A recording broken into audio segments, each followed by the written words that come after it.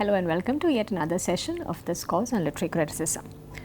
We are reading through Samuel Johnson's Preface to Shakespeare. This, as we have noted before, this is one of the iconic texts which had cemented the literary reputation of William Shakespeare. So, after having outlined the general excellences, the general nature of Shakespeare, which has earned him the reputation which has outlived his century, now Johnson proceeds to look at some of the faults that he has identified in Shakespeare's oeuvre of work. And here we also notice this balanced approach that Johnson has towards literary criticism and also in evaluating Shakespeare's works. So he begins with this almost prefatory kind of expression before he starts addressing the faults. He notices his characters are praised as natural, though their sentiments are sometimes forced and their actions improbable, as the earth upon the whole is spherical, though its surface is varied with protuberances and cavities. So it's a natural kind of thing that he locates as faults within Shakespeare's works, that just as you can notice certain kind of uneven land in earth which is otherwise seen as spherical, it's in the same way that we notice certain kinds of inconsistencies and flaws in the works of Shakespeare. The term that he uses to talk about the critical things in Shakespeare's work is faults. Shakespeare with his excellencies has likewise faults, and faults sufficient to obscure and overwhelm any other merit. I shall show them in the proportion in which they appear to me, without envious malignity or superstitious veneration. So this is the balance that he aims to strike.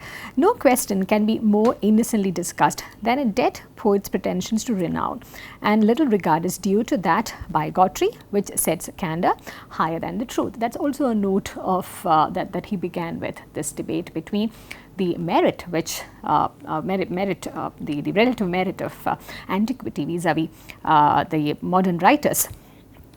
So he goes on to talk about the faults. The first one, the first defect is that to which may be imputed most of the evil in books or in men. He sacrifices virtue to convenience and is so much more careful to please than to instruct. He seems to write without any moral purpose. So we find the inherent morality in Johnson's framework at work over here. So we find that he expects a certain sense of morality in any kind of aesthetic creation, in any kind of literary expression, and he finds it quite wanting in Shakespeare, that in his writings indeed a system of social duty may be selected, for he that thinks reasonably must think morally, but his precepts and axioms drop casually from him. He makes no just distribution of good or evil, nor is always careful to show in the virtuous disapprobation of the wicked. He carries his persons indifferently through right and wrong, and at the close dismisses them without further care, and leaves their examples to operate by chance. This fault the barbarity of his age cannot extenuate, for it is always a writer's duty to make the place a better world, and justice is a virtue independent on time or place. So he's talking about this universal quality that he thinks should be there in any work of literature, which is to work towards the betterment of the individuals in the society. As we do find a reflection of the Platonic attitude towards literature, towards poets, that unless the poet edifies, and Plato also believed that the poet perhaps has no power to edify and hence should be banished from the ideal republic. So this is being very straightforwardly and very directly stated over here. And Johnson also seems to think that this is very deliberate. He omits opportunities of instructing or delighting which the train of his story seems to force upon him, and apparently reject those exhibitions which would be more affecting for the sake of those which are more easy. So there is a way in which the plot becomes almost slavish to convenience, and we also need to keep in mind that much of the plot devices and many of those stage instructions were also based on convenience during the time when Shakespeare's plays were performed, because he did not have the time to add certain things into his script, and convenience was of course a big matter when he was also like churning out hits one after the other. And he also identifies another problem in his plot, the structure of his plot, how Shakespeare was quite neglectful towards the latter half of his work. In many of his plays, the latter part is evidently neglected. When he found himself near the end of his work, and in view of his reward, he shortened the labour to snatch the profit. He therefore remits his efforts where he should most vigorously exert them, and his catastrophe is improbably produced or imperfectly represented. And this is also something which other critics have also discussed about, how his certain parts in his work are hastily formed and hastily concluded, and there would be complex plots and complex narratives that Shakespeare would be exploring throughout his play, and when it comes to the final act and the final scene, there seems to be a hasty way in which he brings everything to conclusion. So Johnson obviously identifies that as a fault. And he is also quite critical of the fact that Shakespeare had no regard to distinction of time or place, but gives to one age or nation without scruple the customs, institutions and opinions of another, at the expense of not only of likelihood but of possibility. These faults Pope has endeavoured with more zeal than judgment to transfer to his imagined interpolators. We need not wonder to find Hector quoting Aristotle when we see the loves of Theseus and Hippolyta combined with the Gothic mythology of fairies. Shakespeare indeed was not the violator of chronology, for Shakespeare indeed was not the only violator of chronology, for in the same age Sidney, who wanted not the advantages of learning, has in his Arcadia confounded the pastoral with the feudal times, the days of innocence, quiet and security, with those of turbulence, violence and adventure. He is referring to a major flaw which later has been identified as anachronism. So this is about placing certain things which are historically not in sync. For instance, in the Roman plays, there's a clock that is shown in Shakespeare's plays, and that's an anachronism because clocks were not yet invented during the Roman time when the plays were set, when the plays were historically set. So this disregard to the distinction of time and place is seen as another major fault, and he says this is not something that only Shakespeare has committed. We find this in Sidney's Arcadia too, and in spite of Sidney's scholarship, Sidney's learning and his proclivity towards these fine details, we find that in spite of that scholarship, we find Sidney's work also committing such grave errors. And this he also is through this implying that, so it's quite understandable that someone of Shakespeare's learning, perhaps it was quite okay that he had committed those errors. But one also needs to be attentive to the fact that these anachronisms and this disregard, as Johnson puts it, towards the age or place, towards the time or place, it does not really affect the aesthetic considerations of the play. He also finds some of the comic scenes very problematic. In his comic scenes, he is seldom very successful when he engages his characters in reciprocations of smartness and contest of sarcasm. Their jests are commonly gross and their pleasantry licentious. We need to keep in mind that Shakespeare was also writing for the groundlings and not just for the elite in the society. Neither his gentlemen nor his ladies have much delicacy. So there is a problem that he identifies in the manner in which the characters have been formed, the characters have been presented. And not only his comedy, but his presentation, his representation is also seen as very gross and quite inferior. Whether he presented the real conversation of his time is not easy to determine. The reign of Elizabeth is supposedly to have been a time of stateliness, formality and reserve. Yet perhaps the relaxations of that severity were not very elegant. There must, however, have been always some modes of gaiety preferable to others, and a writer ought to choose the best. And he is extremely critical of the body language that Shakespeare has used in at least some of his scenes. For instance, even a grave play such as a serious tragedy or tragedy such as Othello, it begins with this body passage where Iago is yelling outside the door of Brabantio. And this also brings to our mind the discussion that Dryden had on the preface to Shakespeare, that Dryden had on his preface to Chaucer and Ovid, where he feels compelled to omit some passages from Chaucer because it was licentious in nature, because the language was bawdy, because it was talking about things which were not presentable in the present age. So we do find this sense of modesty in which way one could see it. We find this sense of modesty prevailing over other aesthetic judgments. In this evaluation, while trying to be quite objective and quite dispassionate to his best, we find Johnson identifying, almost nitpicking at Shakespeare's works, and now there's a problem he identifies with the tragedy. In tragedy, his performance seems constantly to be worse as his labor is more. And remember, some other critics had also pointed out, as the first half of Johnson's preface also highlighted, many had thought that his natural inclination is towards a comedy, which at that point of time in the first half, Johnson had also justified it by saying his skill is more evident in tragedy. But here he is saying, almost contradicting himself, his labor is more in tragedy. The effusions of passion which extant forces out are for the most part striking and energetic. But whenever he solicits his invention or strains his faculties, the offspring of his throes is tumor, meanness, tediousness and obscurity. So this is what happens when you engage with something which is not your within your natural capacity. He's also stating, though not very directly, his belief in this kind of aestheticism, where he believes that all artists have a certain natural inclination towards certain kinds of productions, and they should perhaps stick best to that. And interestingly, in this discussion of the falls, there are very few examples that he gives, which also leads us to suspect that he's perhaps deliberately trying to bring in, do this sort of nitpicking in order to find acceptance, find credibility, and also give a sense of balance to the kind of critical approach that he is putting forward. Now, there's a problem that he identifies with the mode of narration. He tells the incident imperfectly in many words, which might have been plainly delivered in few.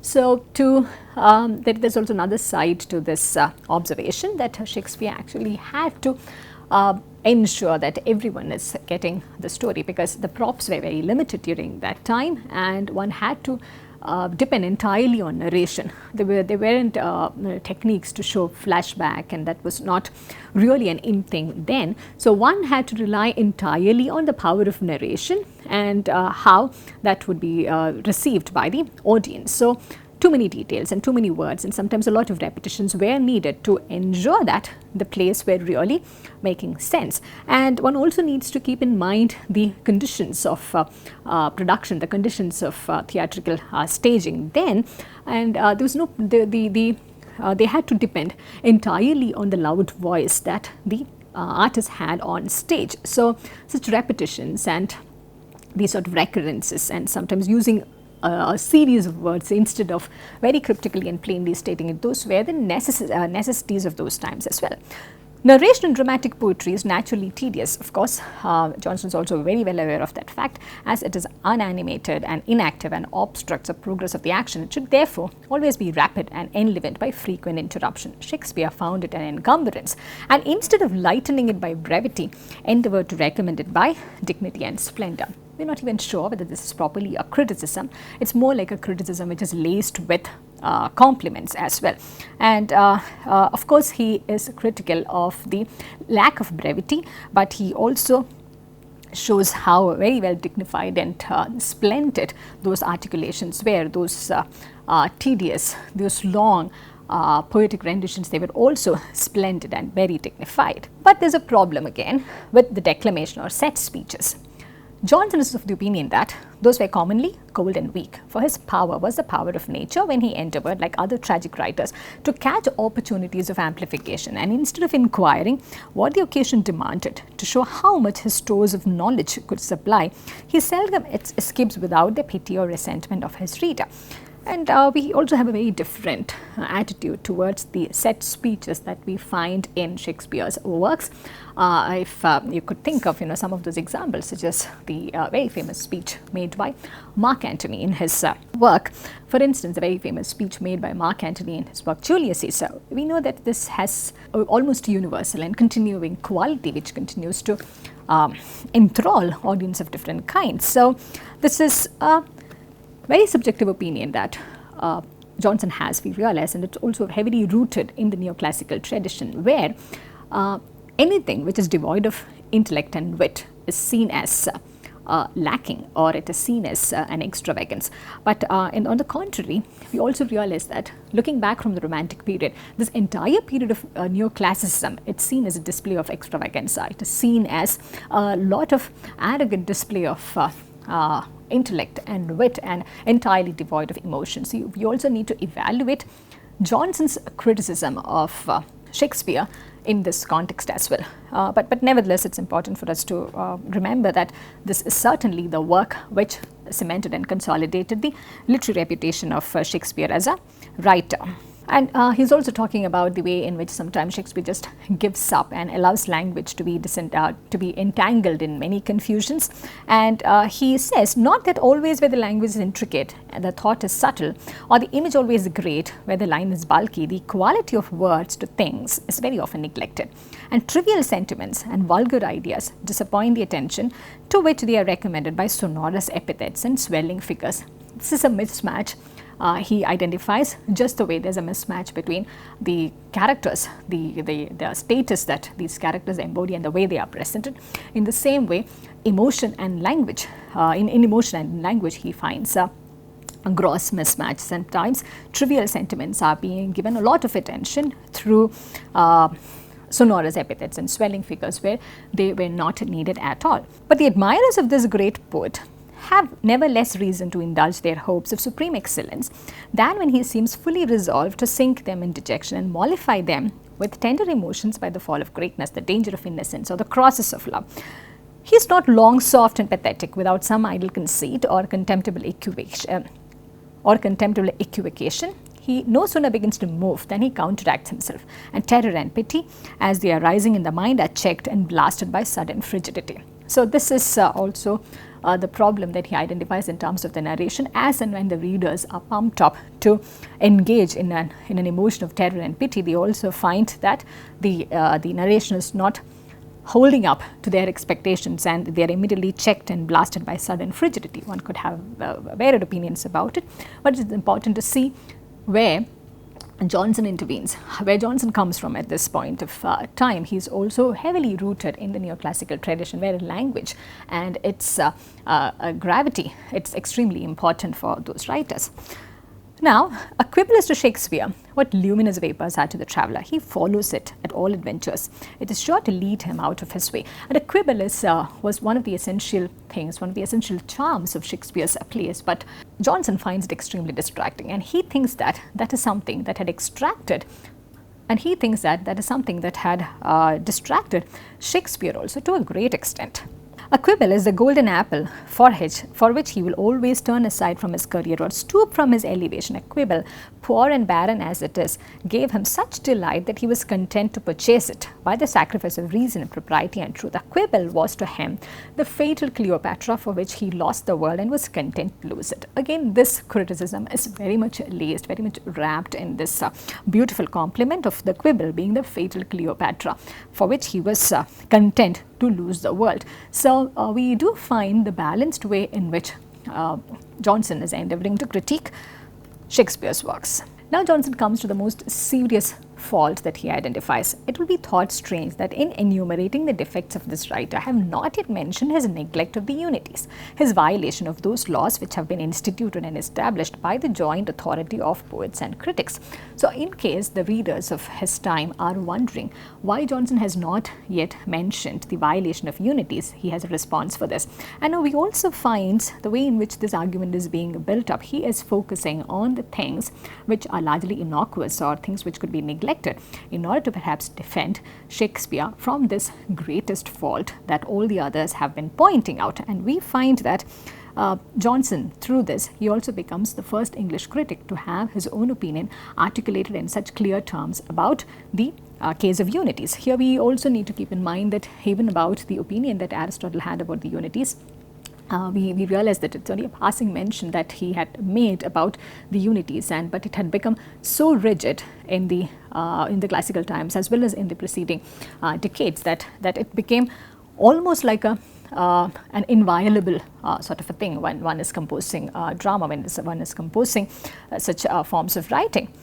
For his other deviations from the art of writing, I resign him to critical justice without making any other demand in his favour than that which must be indulged to all human excellence, that his virtues be rated with his failings. But from the censure which this irregularity may bring upon him, I shall, with due reverence to that learning which I must oppose, adventure to try how I can defend him. Herein lies a cardinal point in this entire essay. Now we also realize that Johnson's major objective over here, major aim over here, is to defend Shakespeare from the most dominant criticism of that period against Shakespeare, that he had violated the Unities. And he also realizes, and he is also spelling it out very clearly over here, that he needs to go against that very learning on which his entire critical foundation is based upon, with due reverence to that learning which I must oppose. He is staying rooted in the neoclassical tradition, but he's also going against the grain of it. It's a very important milestone in literary history over here, which is why the preface to Shakespeare is also seen as one of the important texts which defines the cardinal points, the cardinal trajectory, the cardinal movements within literary history. We will also quickly wrap up with this, and in the final session we shall take a look at how he successfully defends Shakespeare's violation of the Unities. Here we shall quickly look at how he brings in Aristotle to the scene, and then it's almost like a case which is already won. His histories, being neither tragedies nor comedies, are not subject to any of their laws. Nothing more is necessary to all the praise which they expect than that the changes of action be so prepared as to be understood, that the incidents be various and affecting, and the characters consistent, natural and distinct. No other unity is intended, and therefore none is to be sought. Yeah. Before he starts defending the violation of the three unities, the unity of, he's arguing that Shakespeare's characters are consistent, natural and distinct. Yeah. Now we also need to identify some of the inconsistencies and some of the contradictions which are inherent in Johnson's writing, but we also need to realize the larger aim within which he is working, the larger objectives of this text, which is to cement the literary reputation of Shakespeare, not to completely devalue him in any way, but to give a balanced sense of criticism to him and to rescue him from one of these greatest charges being leveled against him. And he also realizes that he's also at such a historical time where he needs to act as this rescuer and to provide such an extensive preface defending him. So he then brings in Aristotle. His plan, Shakespeare's plan, has commonly what Aristotle requires: a beginning, a middle and an end. One event is concatenated with another, and his conclusion follows by easy consequence. These are perhaps some incidents that might be spared. As in other poets, there is much talk that only fills up time upon the stage, but the general system makes gradual advances, and the end of the play is the end of expectation. Here also he is moving against, quite contradictory to what he had already said, that the conclusions were quite hasty, that he had not given ample time to develop the climax. But all said and done, what he is here trying to pursue, the argument that he is trying to pursue over here, is that the violation of unities is perhaps no big deal, and there are other things, multiple things that would make up for that absence. So in the final session, where we shall focus on the section where Johnson defends the violation of unities, we will also see how a neoclassical critic goes out of his way to extend a balanced criticism and also to defend another writer's violation, which was seen as a gross violation during his time. So with this, we wrap up for today. I thank you for your attention, and I look forward to seeing you in the next class.